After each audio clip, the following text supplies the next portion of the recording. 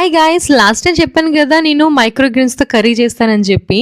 ఇంకో 2, 3 డేస్ ఉంచితే మంచిగా గ్రోత్ వస్తదేమో అనుకున్నాను. అసలు ఇక్కడ ఎండే లేదు. ఎండ సీజన్ లేని టైంలో పెట్టానేమో అందుకే రాంగ్‌గా గ్రోత్ అయితుంది. ఇక్కడి వరకే వచ్చి ఆగిపోయి ఇంకెంత ఉంచినా కూడా అంతే వేస్ట్ అని చెప్పి వెంటనే కట్ చేసేసాననమాట. సో ఈరోజు నేను కర్రీ చేస్తుంది వచ్చేసి మెంతులు ప్లస్ ఆవాలు.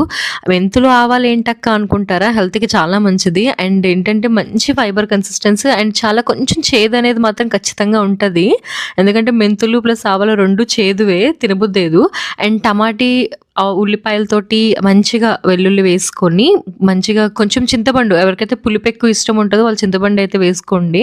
భలే అనిపిస్తది. ఇక్కడ చూపించిన ప్రొసీజర్ చేయండి. ఇంక నేను చేస్తానంటే ఆ అమ్మాయి దూరిపోయి మరీ చేసేస్తానంటుందనమాట. అందుకే నాకు నవ్వొస్తుంది.